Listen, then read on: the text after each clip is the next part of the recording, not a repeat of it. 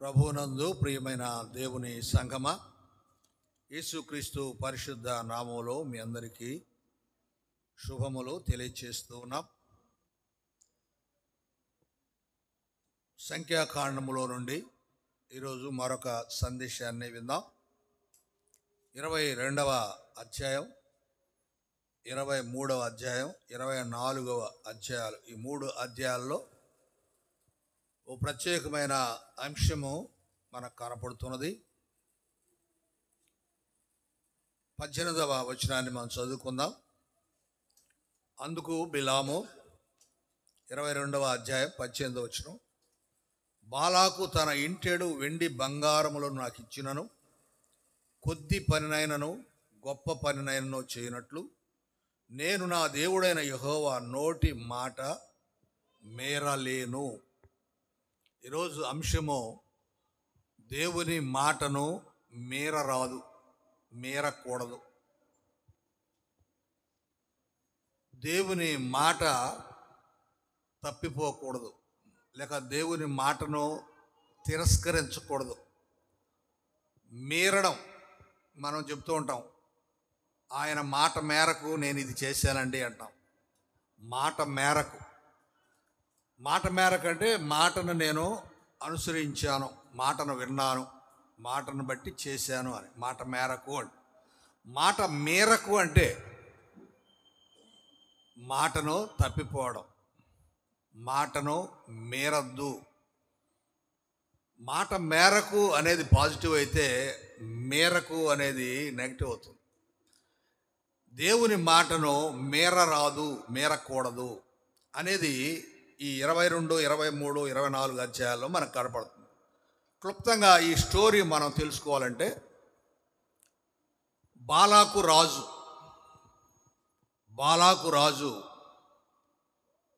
మోయాబు రాజు, ఆయన దగ్గరకు లేక ఆయన దేశానికి, మోయాబు దేశానికి ఇశ్రాయేలీయులు వచ్చారు. ఇశ్రాయేలీయులు వస్తున్న దారిలో అందరిని జయించుకుంటూ వచ్చారు.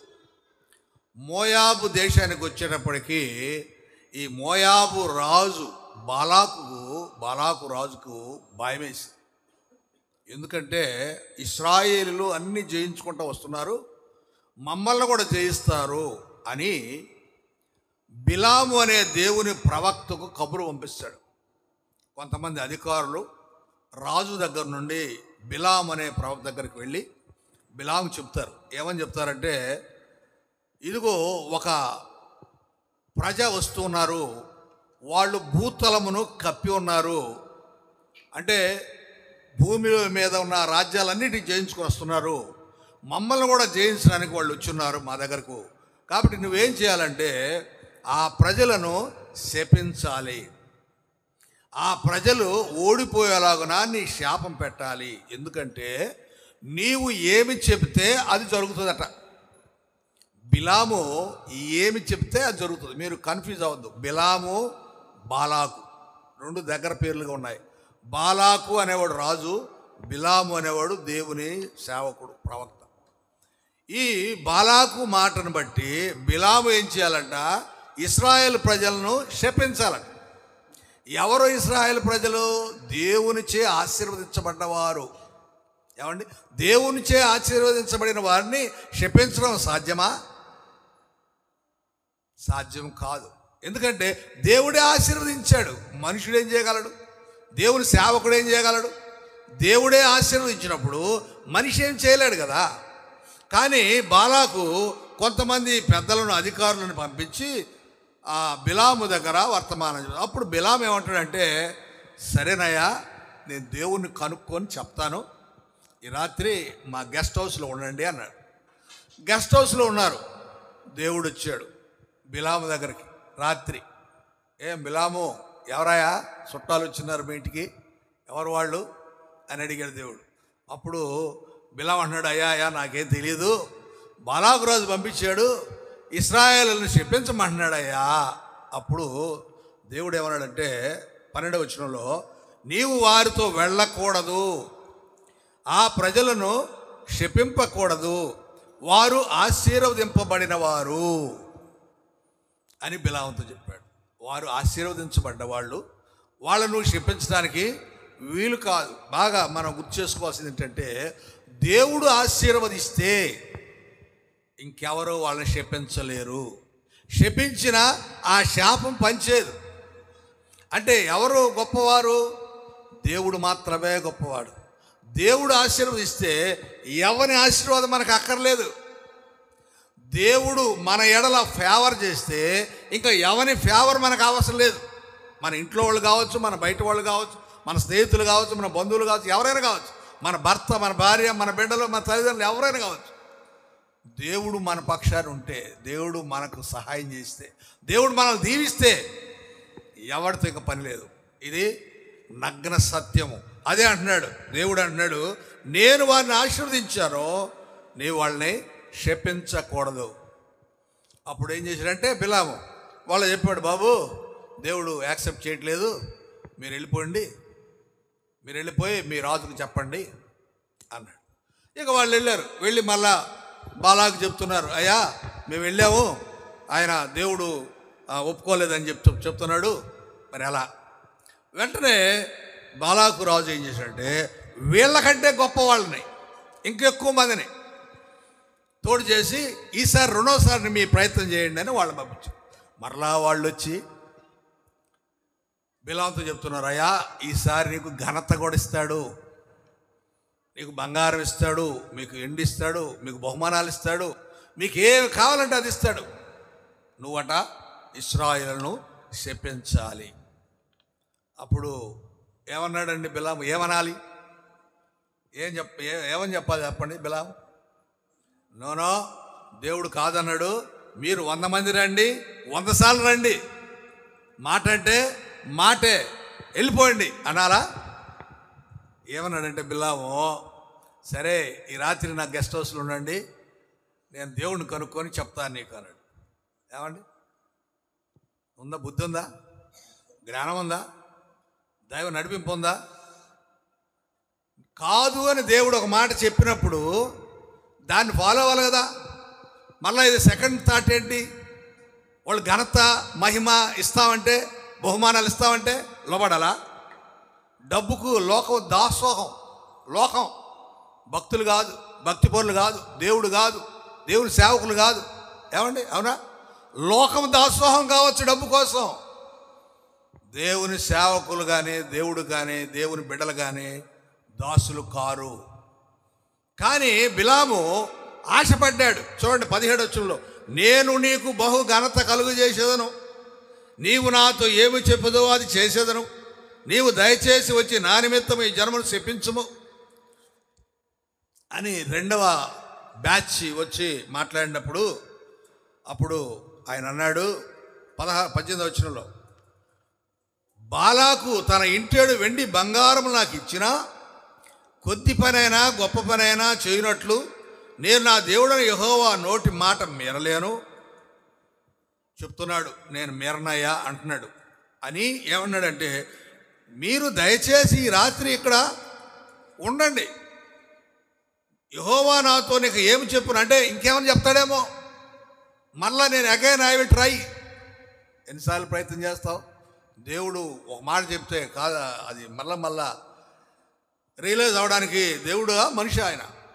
కాబట్టి ఆయన ఏమంటున్నాడంటే, నేను కనుక్కుంటానయ్యా అంటే మరలా రాత్రి దేవుడు బిలాం దగ్గరికి, బిలాం ఎవరా మరలా వచ్చారా? వాళ్ళు ఎవరు? మరలా అదే చెప్తున్నాడు, అయ్యా ఇది పరిస్థితి. దేవుడు అన్నాడు, సరే బిలాము నువ్వు పో, వాళ్ళతో వెళ్ళు, కానీ నేను చెప్పిందే చెయ్యి. చూడండి 20వ వచనంలో ఏమంటున్నాడు, ఆ రాత్రి దేవుడు బిలాము వద్దకు వచ్చి, ఆ మనుషులు నేను పిలువ వచ్చిన ఎడలా నీవు వాళ్ళు లేచి వారితో వెళ్ళు, అయితే నేను నీతో చెప్పిన మాట చొప్పునే నువ్వు చేయాలి. నువ్వు రెండోసారి అడిగినా నీ మీద నాకు కోపం లేదు, కానీ నీ ప్రవర్తన నాకు విరోధంగా ఉంది. నువ్వు వెళ్ళు వాళ్ళతో వెళ్ళు, కానీ నేనేం చెప్పాను అదే చెప్పాలి. నువ్వు మళ్ళీ అక్కడికి వెళ్ళిన తర్వాత మళ్ళీ నన్ను విసిగిచ్చావా, నీ మాడు బగల కొడతా. అది దేవుడు చెప్తున్నమాట. అంటే ఒకవేళ అంటే అలాంటి ఫీలింగ్ ఆయనకి కలిగినట్టుగా దేవుడు చెప్తున్నాడు, నేను నీతో చెప్పిన మాటే నీవు చేయాలి. నేనేం చెప్పానో అదే చేయాలి. నువ్వు మాట మారడానికి వీలు కాదు, మాట మీరడానికి వీలు కాదు అన్నప్పుడు సరేనయ్యా అన్నాడు. బయలుదేరి వెళ్తున్నాడు. గాడిద మీద వెళ్తున్నాడు. బాగా ఆలోచించాలి మనం. బిలాము గాడిదను అధిష్ఠించి వెళ్తున్నాడు, ప్రయాణం చేస్తున్నాడు గాడిద మీద. ఆయనతో పాటు మరొక ఇద్దరు ఉన్నారు పని వాళ్ళు. పోతున్నారు. దేవుని కోపం ఆయన ప్రయాణంలో కనపడింది. 22వ వచనంలో, అతడు వెళుచుండగా దేవుని కోపము రగులుకొనెను. యెహోవా దూత అతనికి విరోధి అయి త్రోవలో నిలిచెను. యెహోవా దూత ఖడ్గము దూసి చేత పట్టుకుని త్రోవలో నిలిచి ఉంటా గాడిద చూసిందంట. బాబా ఎంత ఆశ్చర్యకరమైన విషయం ఇది. ఈయన చూడలా, బిలాము చూడలా. బిలాము ఎవరు? ప్రవక్త. బిలాము ఆశీర్వదిస్తే వాళ్ళకి ఆశీర్వాదమే, బిలాము శపిస్తే వాళ్ళకి శాపమే. దేవుడు అబ్రాహాముకి ఇచ్చినటువంటి ఆశీర్వాదం బిలాము కూడా ఇచ్చాడు. నువ్వు ఏం పలికితే అది అవుద్ది అన్నాడు. మరి ఇప్పుడు బిలాము ఏం పలికితే అది అవ్వాలి. మరి దేవుని దూత కనపడలేదు బిలాముకి. ఎవరు కనపడ్డాడు? గాడిదకు. హల్లెలూయా.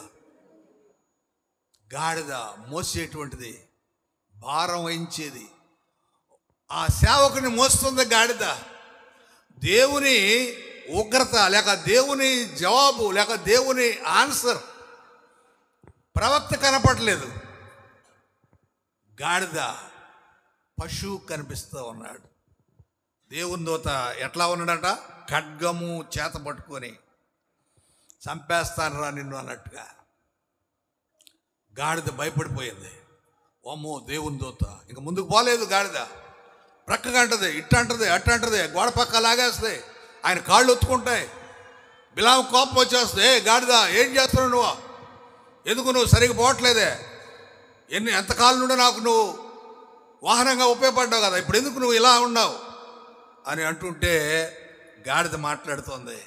చూడండి 28వ వచనంలో, అప్పుడు యెహోవా ఆ గాడిదకు వాక్కునిచ్చాను కనుక అది, నీవు నన్ను ముమ్మారు కొట్టితివి, నేను నిన్నేమి చేసి తిని.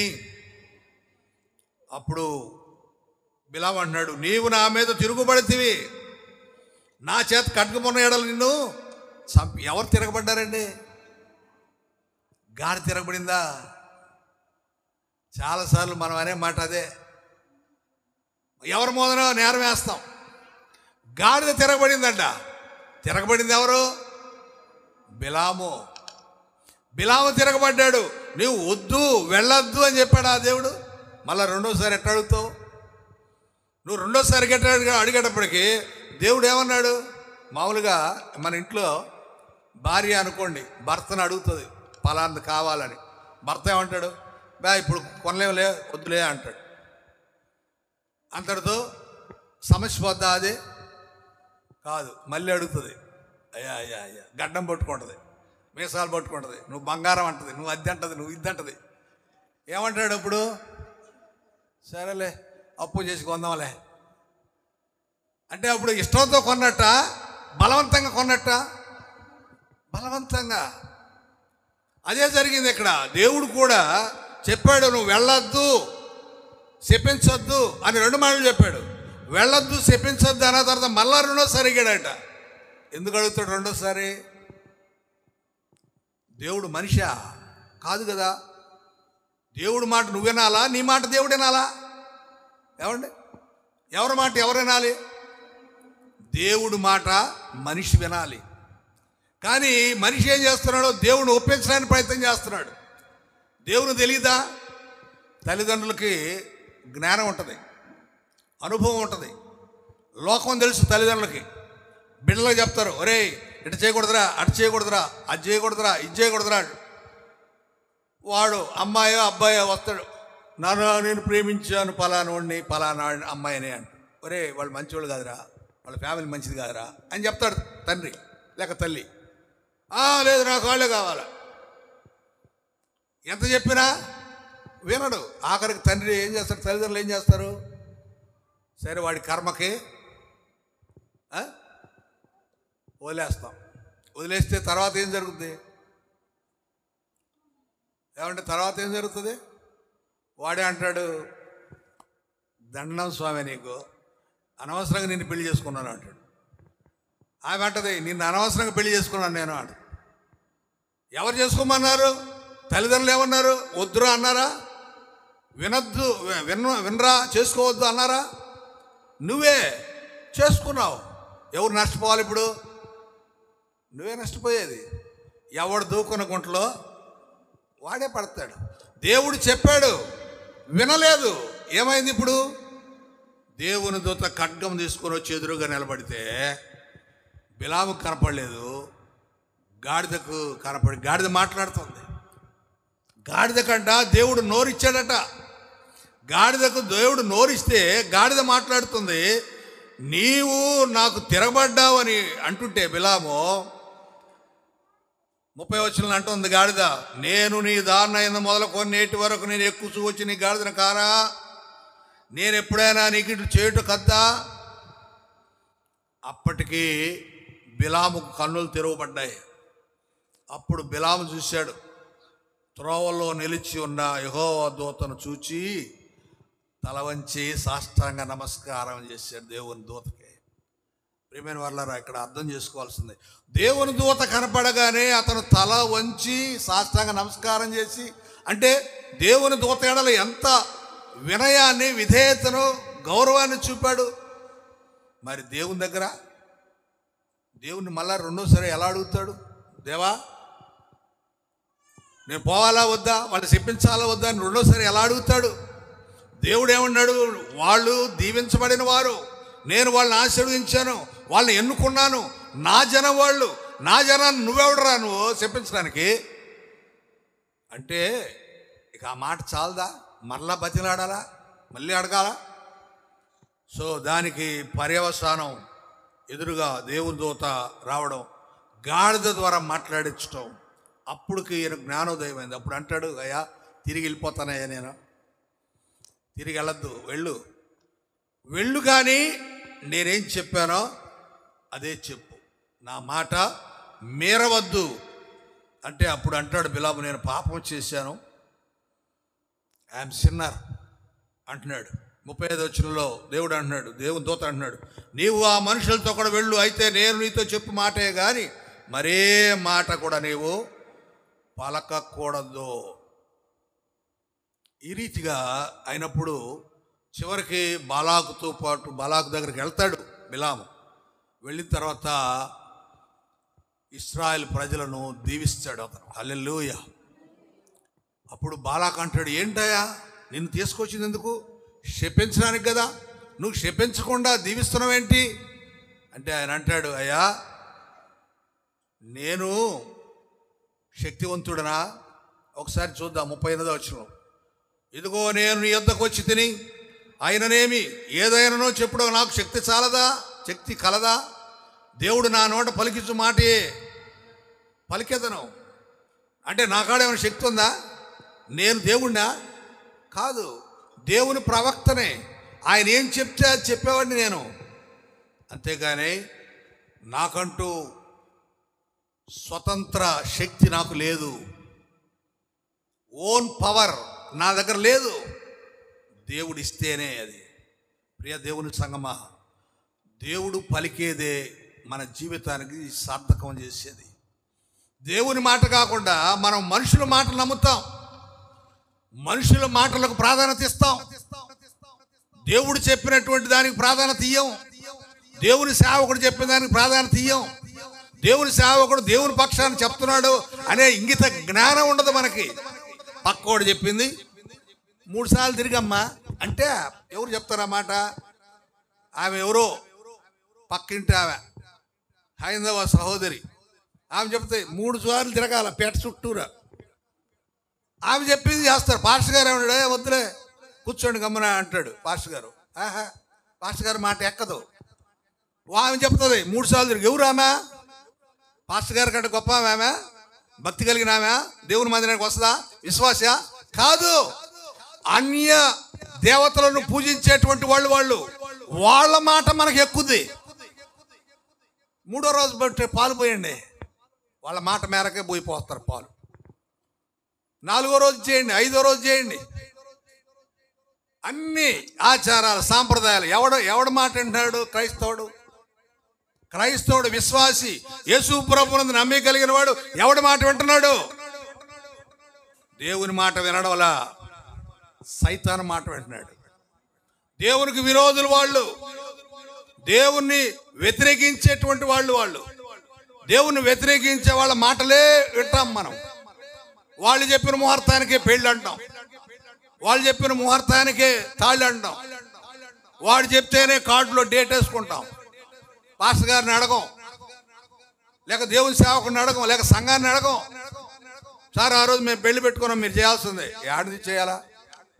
ఆల్రెడీ పాస్టర్ గారు వేరే చోట బుక్ అయి ఉంటాడు, అప్పుడు ఎవరు చేయాలా? అంటే మీ మట్టుకు మీరు మీకు తలంచిన వాళ్ళని అడుగుతారు, ఎవరినో పెట్టుకుంటారు, చేసుకుంటారు. ఆ టైంకి మీరు రావాలండి. అదేమంటే కమిటీ వాళ్ళు ఏమంటారు? పాస్టర్ గారు వాళ్ళు పెట్టుకున్నారు కదండి, పోనీయండి. ఎందుకట్లా? కమిటీ వాళ్ళు వాళ్ళకి చెప్పొద్దా? పాస్టర్ గారు అవైలబుల్ ఉందో లేదో కనుక్కొని పెట్టుకోండి డేటు.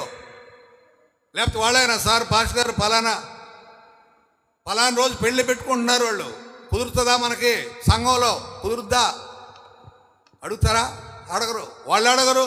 ఏంటంటే మొహమాట, వాళ్ళు పెట్టుకున్నారండి. అంటే ఇవన్నీ ఉదాహరణ కోసం చెప్తున్నా. ఏమిటి అంటే దేవుని మాటకు ప్రాధాన్యత లేదు. దేవుని మాటను మీరడమే విశ్వాసుల యొక్క లక్షణం అయిపోయింది. ఆ పక్కోడి మాటకు మాత్రం బ్రహ్మాండం విలువిస్తాం. వాడు చెప్పినట్టు చేస్తాం. పాలు పోయిండ్రంటే పాలు పోస్తాం, నిప్పులు వేయండ్రంటే నిప్పులు వేస్తాం, కాపురాల్లో చుచ్చు పెట్టమంటే చుచ్చు పెడతాం. రకరకాలుగా దేవుని మాటకు ప్రాధాన్యత ఇవ్వడం లేదు అనే విషయాన్ని నేను ప్రభు పేర గుర్తు చేస్తున్నాను. 23వ అధ్యాయం 8వ వచనంలో ఏమని చెప్పింపగలను? దేవుడు చెప్పింపలేదే. ఏమని భయపెట్టగలను? దేవుడు భయపెట్టలేదే. ఆయన అంటున్నాడు బాలాకు రాజుతో, ఏమని చెప్పించాలయ్యా? దేవుడు చెప్పించలేదు కదా, నేను ఏమని చెప్పించగలను? ఒకవేళ నేను ఏమని ఒకవేళ చెప్పిస్తే శాపం వస్తుందా? అతనికి రాదు. ఎందుకంటే దేవునిదే ప్రాముఖ్యమైన మాట, నాదేం లేదు.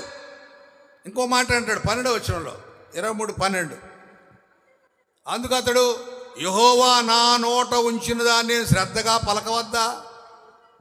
ఏమండి? యెహోవా నా నోట ఉంచిన దాన్ని నేను శ్రద్ధగా అంటే దేవుడు నా నోట ఉంచిన మాటను శ్రద్ధగా పలకాలి నేను. అంటే శ్రద్ధగా పలకాలంటే ఏదో నామకార్థం కాదు. ప్రభు నేర్పిన ప్రార్థన చెప్పేవాళ్ళు శ్రద్ధగా ఎంతమంది చెప్తారు? ప్రభు నేర్పిన ప్రార్థన చెప్పేవాళ్ళు శ్రద్ధగా అంటే అర్థం ఏంటి? శ్రద్ధగా చెప్పడం అంటే లీనమైపోయి చెప్పడం. పరలోకమందున్న మా తండ్రి అన్నప్పుడు పరలోకములో కనపడుతున్న దేవుడు మనకు కనపడాలి. నీ నామం పరిశుద్ధపరచబడును గాక అన్నప్పుడు ఆయన నామాన్ని పరిశుద్ధపరచబడే మనస్సు, పరిశుద్ధపరిచే మనస్సు, లేక అలా ఉండాలని కోరుకునే మనస్సు మనలో ఉండాలి. మనం చెప్పే ప్రార్థన ఎలా ఉంటుంది? పాస్టర్ గారు చెప్తున్నాడు, మనం చెప్తున్నాం. వాళ్ళతో పాటు ఒక ఆయన అంటాడు, గుర్తొస్తుంది నాకు, అంతా పాస్టర్ గారు చేస్తాడు ఆరాధన అంతా, కాంగ్రిగేషన్ ఒక అవకాశం కూడా ఇయ్యడంట. ఏం చేస్తాడు ఆయన? ఆఖరికి ప్రభు నేర్పిన ప్రార్థన కూడా ఆయనే చెప్తాడు. అంటే ఎవరు చెప్పాలా? అంటే ప్రభు నేర్పిన ప్రార్థన మీరు చెప్పాలంట, నేను సైలెంట్గా ఉండాలంట. మీరు ఎలా చెప్తారు? వస్తుందా అందరికీ ప్రభు నేర్పిన ప్రార్థన? ఏమన్నా అందరికి వస్తుందా? ప్రభు నేర్పిన ప్రార్థన మనసులతో చెప్పండి, చేయొస్తుందిలే. అందరికి వస్తుందా? రాపితే నేర్చుకోండి దయచేసి, బైబిల్లో ఉంది. ప్రభు నేర్పిన ప్రార్థన, ఆయన నేర్పిన ప్రార్థన రాదు అందరికీ. పాస్టర్ గారు చెప్తామంటే పాస్టర్ గారిని ఫాలో అవుతాం. అంటే కేవలం ఏది? నోటి మాటే, శ్రద్ధ లేదు. పాటలు పాడేవాళ్ళు ఉంటారు, శ్రద్ధతో పాడతారా? కొంతమంది పాడతారు శ్రద్ధతో, మనసు పెట్టి ఏకాగ్రత పెట్టి పాడతారు. కొంతమంది నాకు వచ్చింది నా స్వరంతో పాడతారని పాడతారు. ఈ మధ్య పాటల్లో తాళాలు పోతున్నాయి, రాగాలు పోతున్నాయి, గొంతులు కలవట్లేదు. ఎందుకో మనుషులకు బాధ కలుగుతున్నట్టు. సమస్యలు ఉన్నట్టుంది కదా. కలట్లా 4 గొంతులు కలవడంలే, రాగం పోతుంది, తాళం పోతుంది, వాయించేవాళ్ళు కూడా ఇబ్బంది పడిపోతారు. ఎట్ట వాయించాలరా, అది ఏ తాళం ఏ రాగం అని అంటే కుదరడంలా. వై, ఎందుకు కుదరడం లేదు అంటే ఏదో ప్రాబ్లమ్స్ ఉన్నాయి. పాడేవాళ్ళు పోయిన వారం నేను చెప్పాను కదా, ఉత్తరవాదులు అని. పాడేవాళ్ళు రాకపోతే, ఆ ఆరాధనలో ఘనత దేవుని కలగకపోతే కారణం ఎవరు? పాడేవాళ్ళు రాకపోవడం. పాడేవాళ్ళు దేవుడు మీకు స్వరాలు ఇచ్చాడు, ఎందుకు? దాచిపెట్టుకోమనా, ఇళ్లలో పెట్టుకోమనా, ఫ్రిడ్జ్లో పెట్టుకోమనా? స్వరాలు ఇచ్చింది ఎందుకండి? పాడడానికి, మీ స్వరాన్ని దేవునికి వినిపింపచేయడానికి, రాగయుక్తంగా పాడడానికి, దేవునికి మహిమ తీసుకురావడానికి. ఇంట్లో పెట్టుకోండి, పూజించండి ఇంట్లో పెట్టుకొని. ఇది అందరికీ, ఎవరికి ఒకరిద్దరి కోసం చెప్పట్లే, నేను అందరికీ చెప్తాను ఈ మాట. అందరికీ అంటే కొంతమంది పాడేవాళ్ళు మాత్రమే కాదు, కాంగ్రిగేషన్లో కూడా ఉండి పాడేవాళ్ళు ఉంటారు కదా. అందరూ పాడాలి. స్వరం దేవుడు ఇచ్చాడు మనకి. ఒకవేళ ఏది పి సుశీల, బాలసుబ్రహ్మణ్యం స్వరాలు కాకపోయినా, స్వరాలు అయితే ఉన్నాయి కదా, ఆ స్వరం ఎత్తి పాడచ్చు కదా మనం. అలా సింగర్స్ అయినా పాడేది, మిగతా వాళ్ళు పాడలేరా? అంటే ఎందుకు ఈ మాట నేను చెప్తున్నానంటే, మనం పాడకపోతే దానికి కారణం మనమే. సో ఇక్కడ దేవుని మాట మేరుతున్నామంటే దాని అర్థం ఏంటి? దేవుని మాట మనం అనుసరించట్లేదు అంటే మనం దేవుని పని చేయడం లేదు. నీకు స్వరం ఇచ్చాడు, పాడమ్మా నిన్ను అంటే నువ్వు పాడకుండా ఆలస్యంగా వస్తావు. నువ్వు పాడయ్యా అంటే నువ్వు పాడకుండా ఆలస్యంగా వస్తావు. ఎప్పుడో వస్తావు, చివరిని వస్తావు. ఇంకా పాట పాడే అవకాశం నీకు రాదు, ప్రార్థన చేసే అవకాశం నీకు రాదు, వాక్యం వినే అవకాశం రాదు. కొంతమంది భలే లేట్గా వస్తుంటారు. Delay late comers. ఇక్కడే కాదు, ఎక్కడ ప్రతి చోట లేట్ కమర్స్ ఉంటారు, ఆఖరిలో వచ్చేవాళ్ళు. వాళ్ళు ఏం తీసుకోగలుగుతారు? దేవుని మాట మేరరాదు.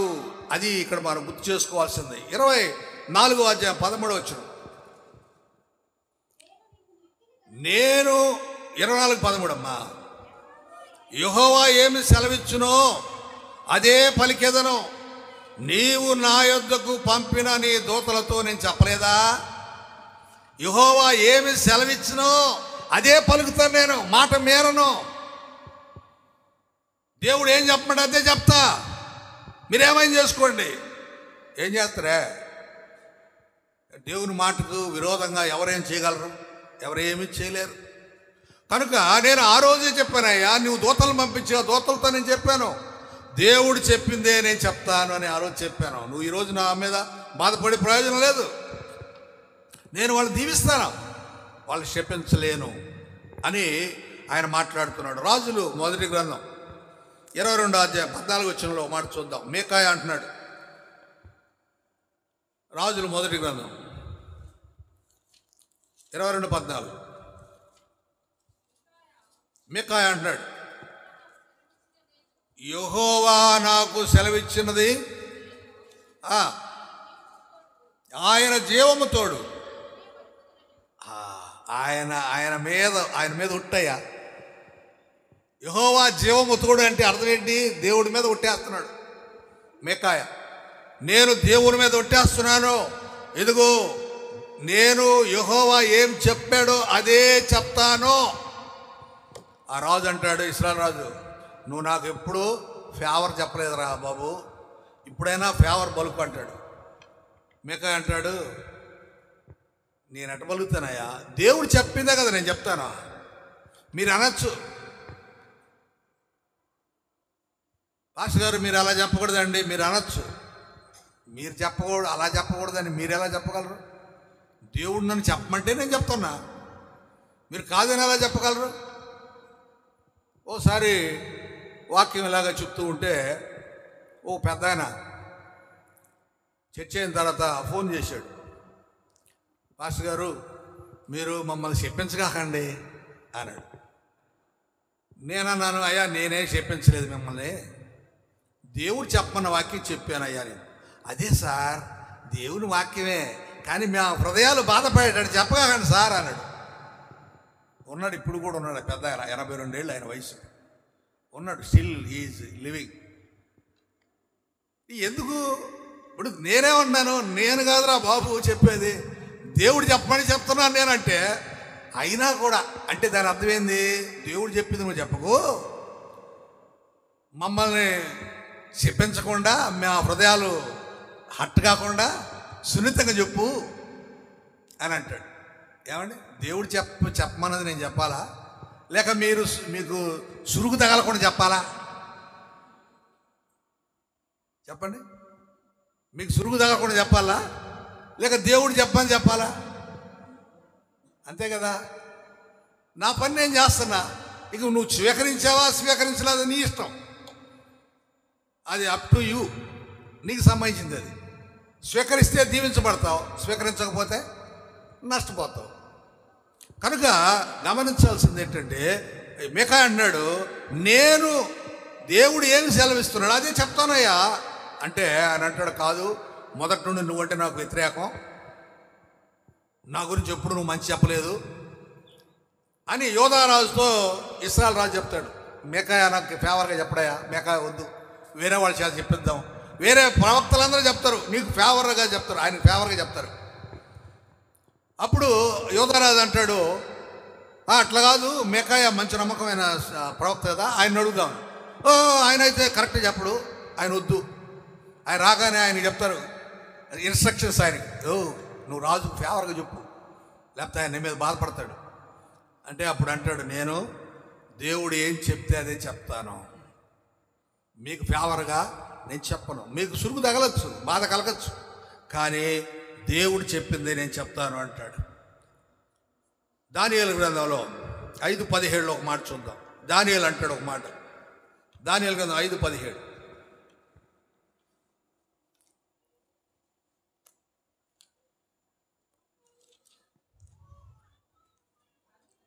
అందుకు దానియేలు ఇట్లా, నేను నీ దానములు నీ యొద్ద ఉంచుకొనుము, నీ బహుమానాలు మరి ఎవరికైనా ఇమ్ము.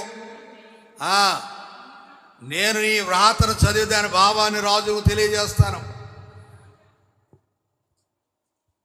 ఇక్కడ బెల్షస్సరు రాజు గోడ మీద వ్రాత చూసి భయపడి ఆ వ్రాత భావాన్ని చెప్పాలి అని పిలిపిస్తే దానియేలు అంటాడు, నీకు బహుమానాలు ఇస్తాను, నీకు ఘనత కలిగిస్తాను, దాని వ్యవహారం చెప్పంటే దానియేలు అంటాడు, నీ బహుమానాలు నాకు వద్దయ్యా, నీ బహుమానాలు నాకు వద్దు.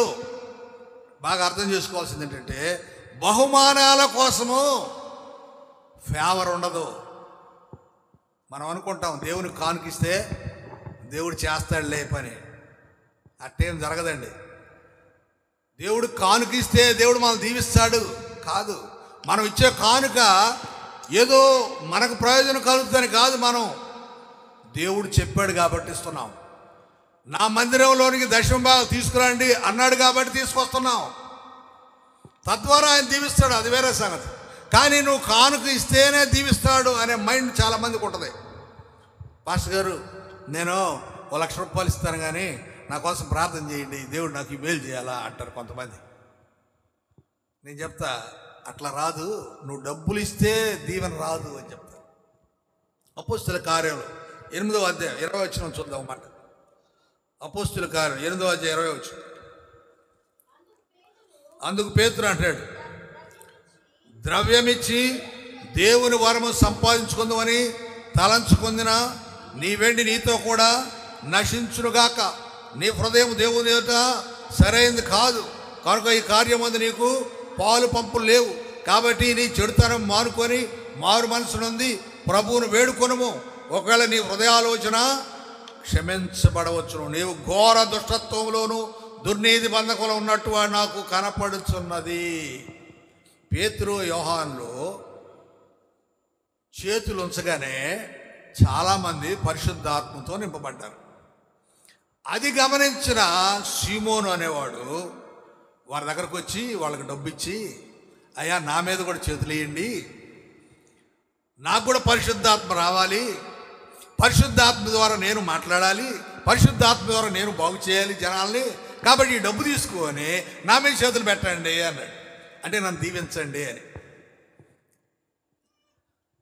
ఆ సీమోను ఆలోచన కరెక్ట్ కాదు అని పేతురు అన్నాడు. ఏమన్నాడు? నీవు ద్రవ్యమిచ్చి దేవుని వరం సంపాదించుకుందామని తలంచుకుంటున్నావు. నీ వెండి నీతో నశిస్తుంది. నీ హృదయం దేవుని సరైనది కాదు. నీకు ఈ కార్యంలో పాలు పంపులు లేవు. చెడుతనం మానుకో, మారు మనసు పొందు. నీవు ఘోర దుష్టత్వంలో, దుర్నీతి బంధకాల్లో ఉన్నావు.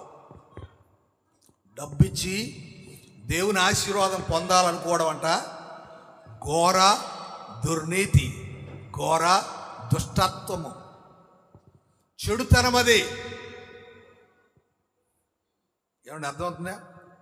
దేవునికి డబ్బులు ఇచ్చి సరే అలా అయితే ఇయ్యద్దా సార్ అనే ప్రశ్న రావచ్చు. మనం ఇవ్వండి, దేవుడు ఇవ్వమన్నాడు కాబట్టి ఇవ్వండి. ఆ డబ్బులు ఇచ్చి నేను ఆశీర్వాదం పొందుకోవాలంటే అది కుదరదు. దేవుడు ఇవ్వమన్నాడని ఇవ్వు, దేవుడు దీవిస్తాడు. అంతేగాని ఈ డబ్బు ఇస్తే దేవుడు దీవిస్తాడు అనుకున్నావు అనుకో, రాదు, నీకు ఆ దీవెన రాదు. ఎందుకంటే ఇక్కడ చాలా క్లియర్గా అంటున్నాడు పేతురు. ఏమన్నాడంటే నీవు ఘోర దుర్నీతిలో ఉన్నావు, దుష్టత్వంలో ఉన్నావు, దుర్నీతి బంధకాల్లో ఉన్నావు. డబ్బిచ్చి దేవుని ఆశీర్వాదం కావాలనుకోవడం అనేది అది చెడ్డది అని చాలా క్లియర్గా ఇక్కడ రాయబడి ఉంది. అయితే రెండవసారి బాలాకు రాజు ఏం చేశాడు? ఆయనకు బంగారం, వెండి, నగదు, ఏంటి బహుమానాలు ఇచ్చి పంపించాడు. ఇవి ఇస్తాను, నీకు ఘనత ఇస్తాను అన్నాడు. ఆయన అన్నాడు, ఏమన్నాడు ఆయన? నీ వెండి, నీ బంగారాలు నాకు అవసరం లేదు. నువ్వు డబల్ ఎన్నో గొప్ప ఇచ్చినా కూడా అది నాకు అవసరం లేదు. ఒకసారి ఆ మాట చూద్దాం. అందుకు బిలాము బాలాకు తన ఇంటెడు వెండి, ఇంటెడు అంటే ఇంటెడు వెండి బంగారాలంట. ఇంటెడు అంటే ఇల్లంతా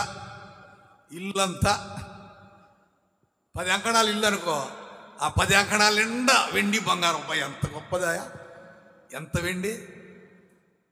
ఆ వెండి, ఆ బంగారం మనకు ఇస్తేనా? ఊహించండి, స్త్రీలు ఊహించండి, అంత బంగారం మనకు ఇస్తే. మగవాళ్ళకి వచ్చిందనుకో అంత బంగారం ఏం చేస్తారు? చేతులకు 2 ఉంగరాలు లేక 3 ఉంగరాలు, మెళ్ళ ఒక దండ, అంతే కదా? అంతే, ఇంకేమైనా ఉన్నాయా మగవాళ్ళకి?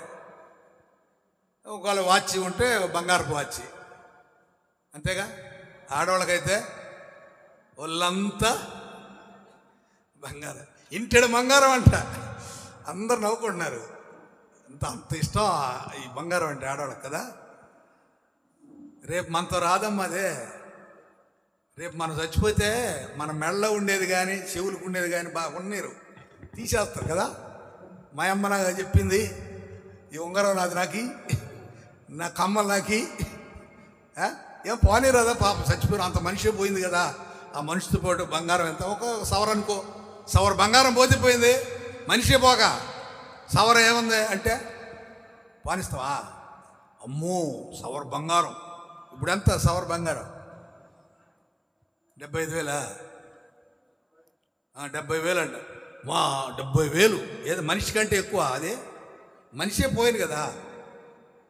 మనిషి పోతే పోయింది, దాన్ని కూడా ఎందుకు పోగొట్టుకోవాలా? ఇది మైండ్. ఆయన అంటాడు, ఇంటెడు బంగారం, వెండి నాకు ఇచ్చినా, గొప్ప పనైనా చిన్న పనైనా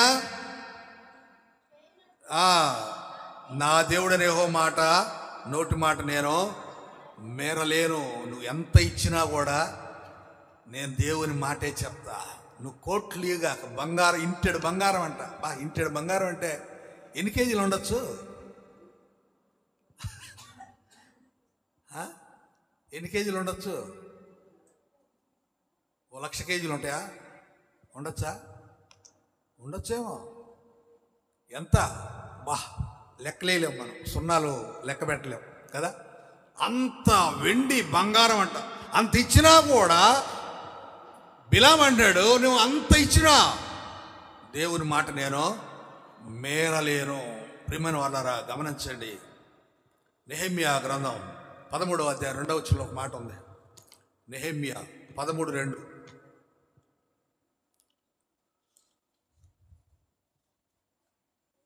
వారు అన్నపానములు తీసుకొని ఇశ్రాయేలుకు ఎదురుపడక వారిని శపించమని బిలామును ప్రోత్సాహపరిచిరి.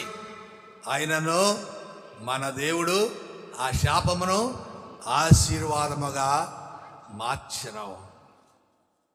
దేవుని ఆశీర్వాదం ఉన్నప్పుడు ఎంతమంది గొప్ప రాజులు మనం శపించాలనుకున్నా, మనం నష్టపరచాలనుకున్నా, మనల్ని నశింపజేయాలనుకున్నా, మనం చంపాలనుకున్నా, అది దేవుని నుండి మనల్ని ఎవడో వేరు చేయలేడు. ఒకవేళ మీరు అనొచ్చు, మరి పగడాల ప్రవీణ్ పాస్టర్ గారు చంపేశారు కదా, మరి అది ఎలా సాధ్యమైంది, దేవుడు ఎందుకు దాన్ని అనుమతి ఇచ్చాడు అంటే, ఆయన హతసాక్షిగా మరణించడం దేవునికి ఇష్టం, అందుకే అతను అలా చనిపోయాడు. అంతేకాని దేవుడు అతను విడిచిపెట్టలా. హతసాక్షి మరణం ఆయనకి ఇచ్చాడు. ఎంత గొప్పదండి హతసాక్షి మరణం. హతసాక్షి మరణం గొప్ప మరణం అది. సో అంతే, ఆయన విడిచిపెట్టాడు, శాపాన్ని ఆశీర్వాదంగా మార్చాడంట. సామెతల గ్రంథం 3:33 ఒక మాట చూద్దాం. సామెతల 3:33. భక్తిహీనుల ఇంటి మీదకి యెహోవా శాపం వచ్చును, నీతిమంతుల నివాస స్థలమును ఆయన ఆశీర్వదించును. భక్తిహీనుల ఇంటి మీద కంటే శాపం వచ్చేది. నీవు భక్తిహీనుడు అయితే, అంటే భక్తి లేని వాళ్ళు అయితే, నీ ఇంటి మీదకి శాపం వస్తుంది. లేదయ్యా నేను నీతిమంతుడిని, నేను దేవుని యందు భక్తి కలిగిన వాడిని, నేను మంచి కార్యాలు చేసేవాడిని అంటే నీ ఇంటి మీదకి ఏమొస్తుంది? ఆశీర్వాదం వస్తుంది. సో బాలాకు రాజు లాంటి వాళ్ళు, భారతదేశ గొప్ప గొప్ప అధికారులు వచ్చినా నిన్నేం చేయలేరు. ఎప్పుడు దేవుని ఆశీర్వాదం నీ ఇంటి మీద ఉంటే, వాళ్ళు ఎంత గొప్పవాళ్ళు కావచ్చు, నీ మీదకి రారు. ఎందుకంటే ప్రత్యక్ష సాక్ష్యం మనకు. బిలాము దేవుని సేవకుడు శపించడానికి బయలుదేరిన దేవుడు ఏమన్నాడు? నో, నువ్వు శపించవద్దు, నేను చెప్పింది నువ్వు అక్కడ మాట్లాడు, నేను దీవించాను వాళ్ళే, ఇంకా నువ్వు వాళ్ళు ఏమనడానికి వీల్లేదు.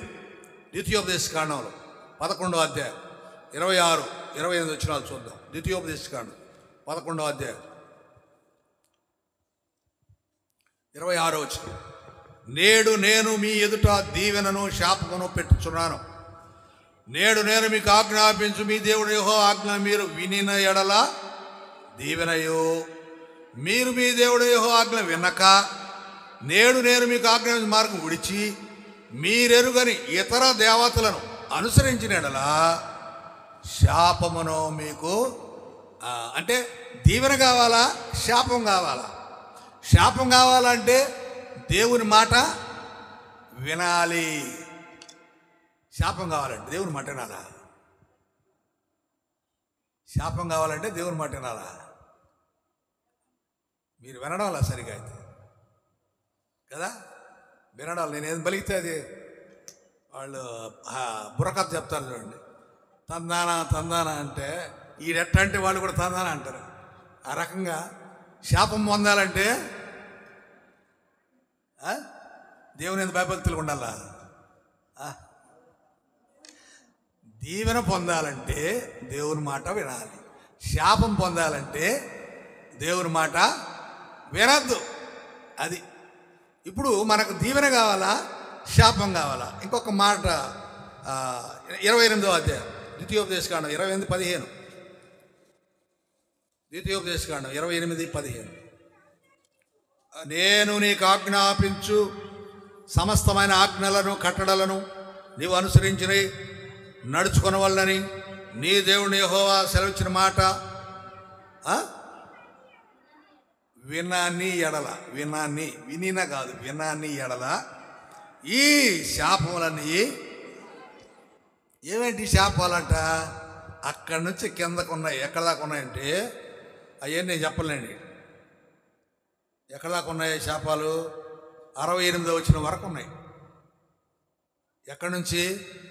16 నుంచి 69 దాకా ఉన్నాయి. ఎన్ని వచనాలు ఉన్నాయి? 69 అమ్మా. అది 68. 68లో 15 తీసేయి. 53 వచనాలు. 53 వచనాల్లో ఎన్ని శాపాలు ఉంటాయి? ఉరామరిగ్గా దగ్గర 200 ఉంటాయి. లెక్క వేయండి ఒకసారి. మీరు ఒకసారి లెక్కేసి రేపు వచ్చే ఆదివారం నాకు చెప్పండి. మీకు ఫస్ట్ ప్రైజ్ ఇస్తాను. కరెక్ట్ రాసిన వాళ్ళు ఫస్ట్ ప్రైజ్ ఇస్తాను. కరెక్ట్ ఎవరు రాయలేరని నా నమ్మకం. 16 వచనం నుంచి 68 వచనం వరకు అంటే 53 వచనాల్లో ఎన్ని శాపాలు ఉన్నాయో నేను అనుకుంటున్నా 200 దాకా ఉంటాయి అనుకుంటున్నా. నేను లెక్క పెట్టలేదు, అనుకుంటున్నా. 150 పై మాటే, 150 లోపు ఉండవు. ఈ శాపాలన్నీ కూడా మన మీదకి వస్తాయి. ఎప్పుడు? దేవుని మాట వినకపోతే. ఇంకొక మాట చెప్పుకొని ముగించుకుందాం. గలతీయులు రాసిన పత్రిక 3వ అధ్యాయం 14 వచనం. గలతీ 3:14.